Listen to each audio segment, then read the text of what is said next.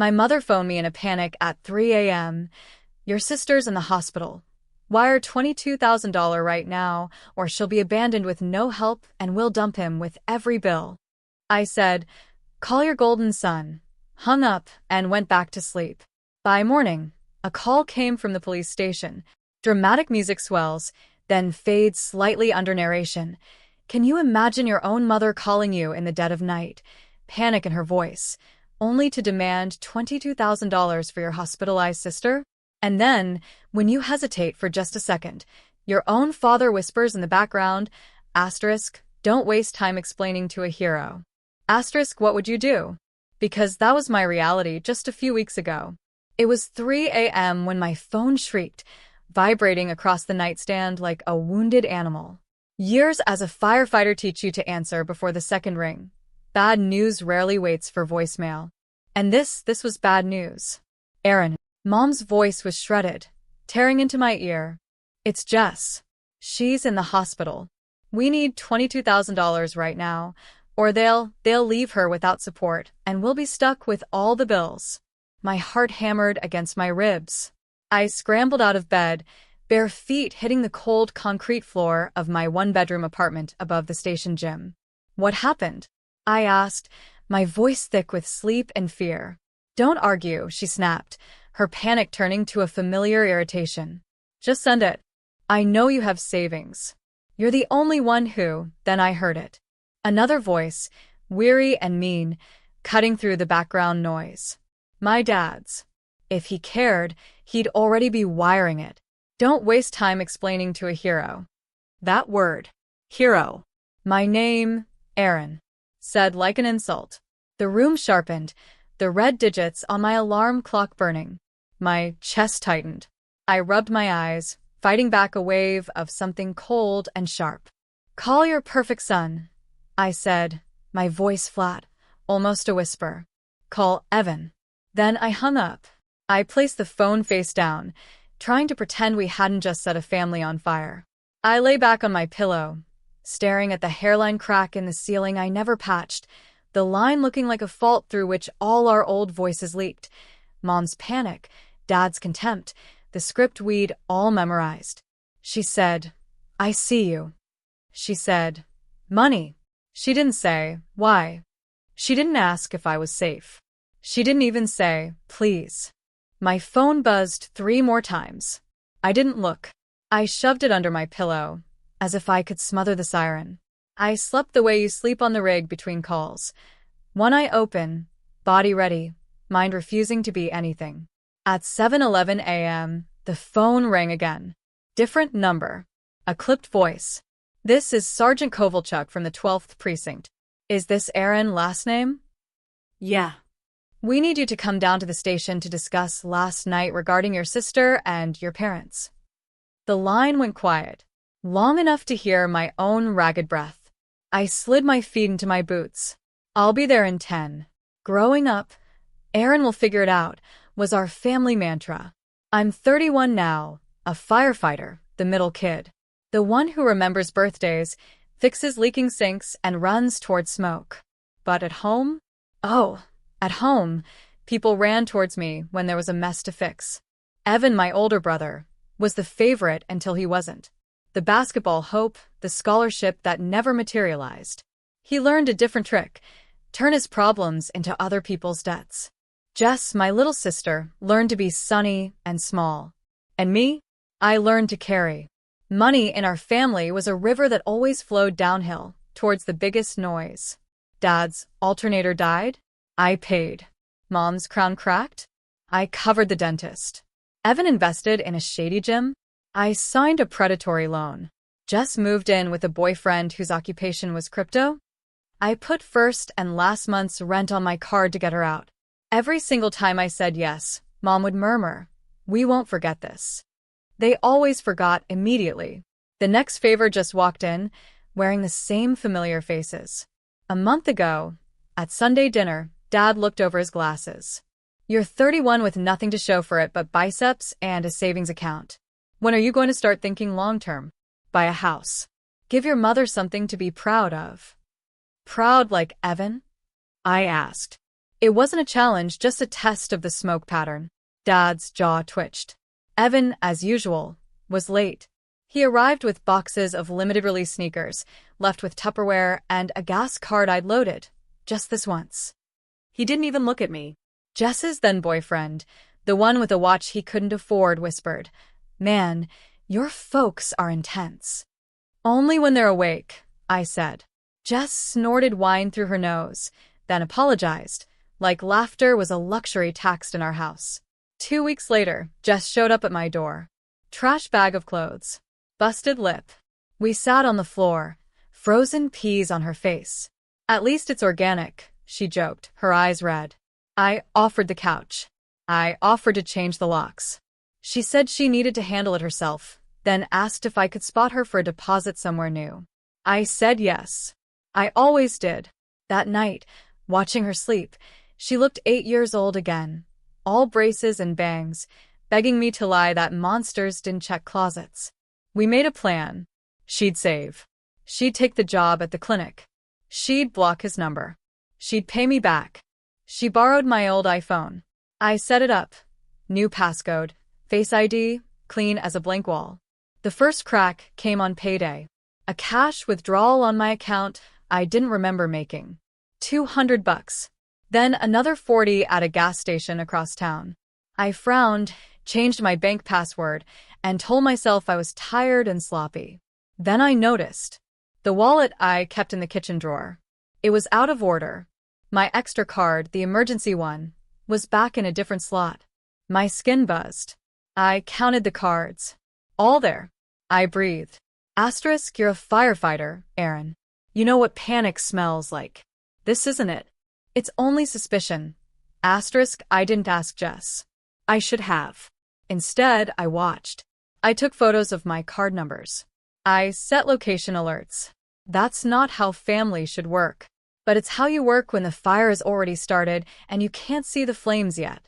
3 nights later, I came off a 16-hour shift, smelling like wet rope and sorrow. Jess was on my couch, mascara like smoke under her eyes, phone on speaker. Mom's voice filled the room. "Your brother needs to be a team player for once in his life." For once, I repeated, and Jess winced. Mom barreled on. "Evan has a line on a used truck.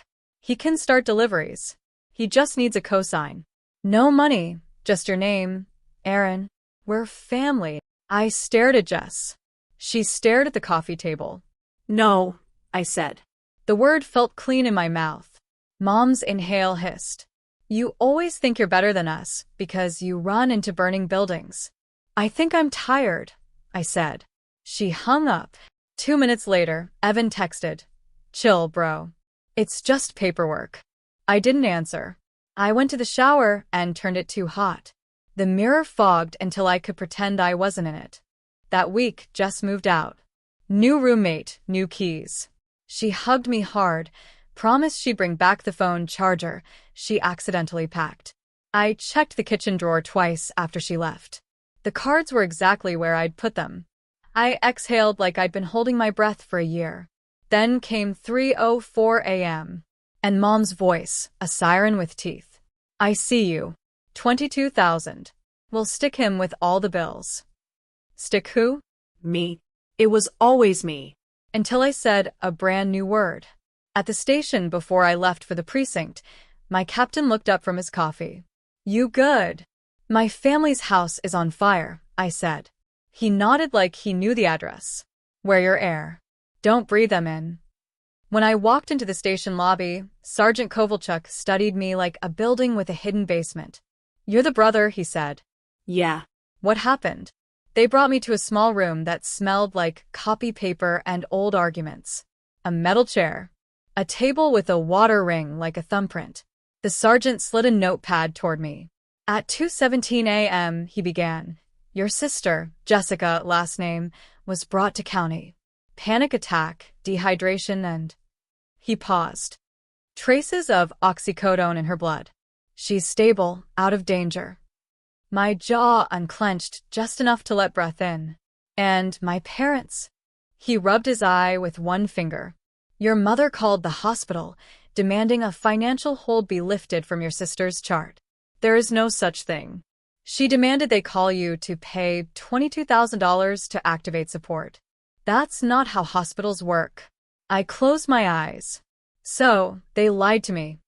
They called you because the cards they tried first declined, he said flatly. We have reports of attempted withdrawals across 3 accounts linked to your name. The room tilted. Linked how? He turned the notepad, so I could see. A number I recognized. My spare card. Another number I didn't. A prepaid phone. Then a third. Evan's old checking. Earlier in the week, the sergeant said, those accounts saw small test charges. 2 gas stations, a corner store. Last night, someone tried to cash advance $2,000 at an ATM near the hospital. Declined. Then they tried your card, ending in 4888. Approved for $200. We pulled the camera. It's your father. It took a second for my brain to accept the shape of those words. My father. The man whose voice could charm me, standing at an ATM with my number. The sergeant watched me without blinking. We've got Jess's statement, he continued. She says she didn't know the plan. She says she woke up in the ER and asked someone to call you, but your mother took the phone. Is Jess in trouble?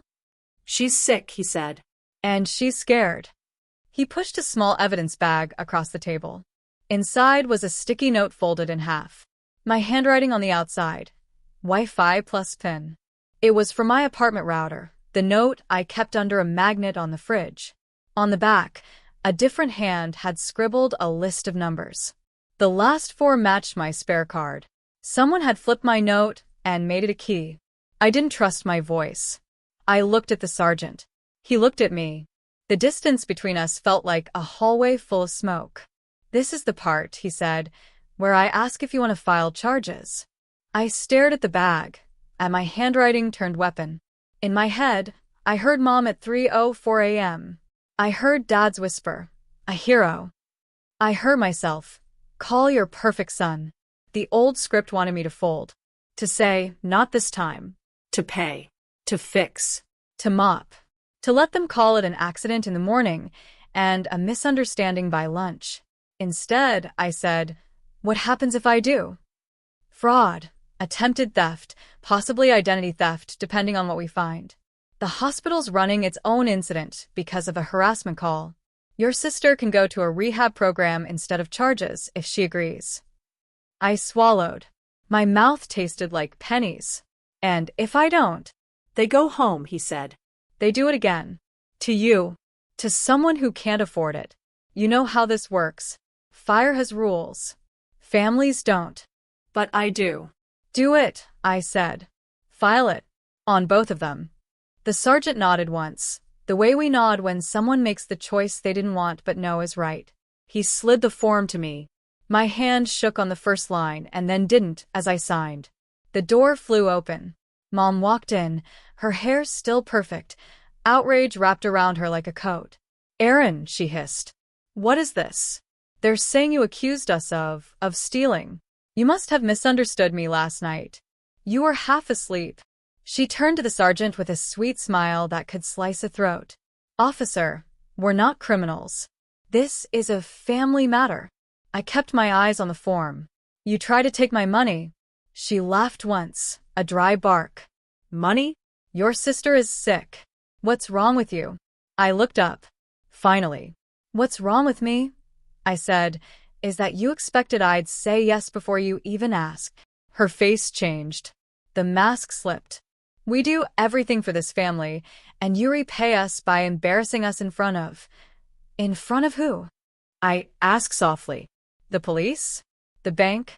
The hospital? The mirror? She reached for my arm. I pulled back. She stared at her empty hand like it had betrayed her. Dad stepped into the doorway. His eyes were small. Real brave, son, hiding behind paperwork. All the things I wanted to say, years of them, stacked up behind my teeth. Then one came out clean. You can stop calling me son, I said. I'm Aaron.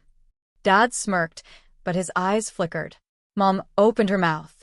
I shook my head. No more. Not today. I slid the form back to the sergeant. My signature looked like a road I'd finally taken. I left the precinct feeling like I'd been inside a building that still smoldered. The air tasted like old wires. Outside, the sun was too bright for what the morning felt like. At the station, the guys didn't ask questions.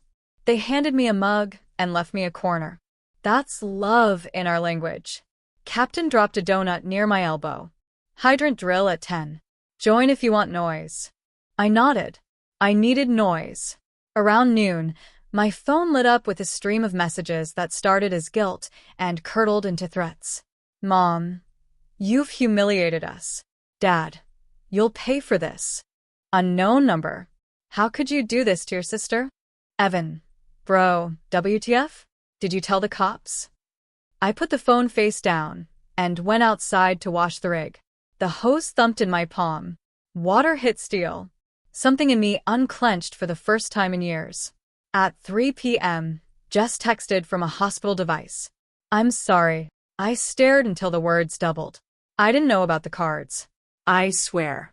I told them to ask you. I didn't know they already had your numbers. Please don't hate me. Then they want me to go to a program. I think I should. I typed, you should. I'll help with the program, not with lies. She replied with a heart and a crying face. It made me want to punch a wall and hug her at the same time. That night, I went home to the apartment that finally felt like it belonged to me. I pulled the fridge magnet off and threw the Wi-Fi node in the trash. I changed every password. I froze the spare card. I called the bank and added a passphrase only I could answer. I signed up for alerts that would turn my phone into a siren if a penny moved. I made a list on the back of an old shift calendar. Things that are mine. It was short, but it felt holy. My name. My paycheck. My sleep. 2 days later, the extended family exploded. An aunt sent a group text. We are talking about this at Sunday dinner. We settle things in the family. I responded. We don't settle crimes over pot roast. She didn't reply. Evan tried a different tactic. He showed up outside the station, leaning against his car like a bad idea. I saw him through the bay doors and stepped out into the sun before anyone else could get pulled into our mess. He lifted his hands. Look, man. This went too far. Mom freaked. Dad panicked. Jess was sick. You know how they are. You're really going to press charges? You used my numbers, I said. His smile thinned. I might have taken a photo once for emergencies. You're not the emergency, I said. You're the one who sets the fire and calls it weather. He rolled his eyes. Spare me the firefighter metaphors. Just tell them you made a mistake. I didn't. He stepped closer until I could smell the cologne he couldn't afford. I'm your brother. I'm the bank, I said. At least that's what you thought. He laughed, sharp and ugly. Fine. You want to play hard? When Dad cut you off senior year, who gave you my couch? You charged me rent for a couch with springs, I said. And you borrowed the cash back for gas. He flinched. Not because it was untrue, but because I remembered. He tried one more trick. You know, Mom's heart isn't great. This stress. Stop, I said. No more bodies in front of the truck. Not hers. Not Jess's. Not mine. He stared at me for a long time, like he was deciding whether to throw a punch or a compliment. He chose the third option, silence. Then he got in his car and sped away like he'd won something. He hadn't. The next week, Mom discovered a new stage, broadcast martyrdom. She called relatives, inventing softer versions of events. In one, I'd misunderstood a medical emergency. In another, the bank had made a mistake. In the version for church people, I was lost in pride. I didn't correct anyone. I let the official record speak. The sergeant called with updates. Cards flagged, hospital note filed, court date in 6 weeks for my parents. Jess checked into a 30-day program, he added. She asked if you could bring her a hoodie. No strings. Tell her I will, I said. I found an old station sweatshirt, the one with a bleach spot over the pocket, and dropped it at the program desk with her name. I didn't ask to see her. I figured she needed less audience and more oxygen. At work, I slept better in the top bunk than I ever had at home. I woke up hungry. I started running after shift, not to outrun anything, but to feel my lungs on my side. I dug a box out from under my bed labeled Someday and opened it. Inside were a few brochures. Paramedic school, rope rescue certification, a pamphlet for a small cabin by a lake I'd circled in red years ago, then shoved away because family emergencies didn't respect deposits. On Thursday, I booked the rope course. On Friday, I called the cabin number and asked if the off-season rate was still the little number in the corner. It was. I put down a deposit. My hand didn't shake. Mom found out about the charges becoming real. She called and left a message that started as a sigh and swelled into a storm. "If you go through with this, you are dead to us," she screamed. "You hear me, Aaron? Dead." I sat on the edge of my bed, phone to my ear, listening to the person who made me say I didn't exist. Then I deleted the message and set my phone to only allow favorites. Only 3 people are favorites now: my captain, my partner, and yes, Jess's counselor, who gives me updates with Jess's permission. Boundaries aren't a wall. They're a door I control. Sunday came. No pot roast. I made eggs and ate them over the stove in my boxers. The quiet didn't feel lonely. It felt new. That afternoon, a number I didn't recognize called. A dry voice. "Collections for Mr. Evan, last name. He listed you as a co-signer for a truck loan." My throat stayed calm. I did not sign anything. "Send me the document with the signature." It came by email, a sloppy scroll that tried to be my name and failed. I replied with the police report number. 10 minutes later, a new email. "We apologize for the inconvenience. The application has been withdrawn." I laughed out loud, alone in my kitchen. It sounded like a window opening. The last aftershock came midweek.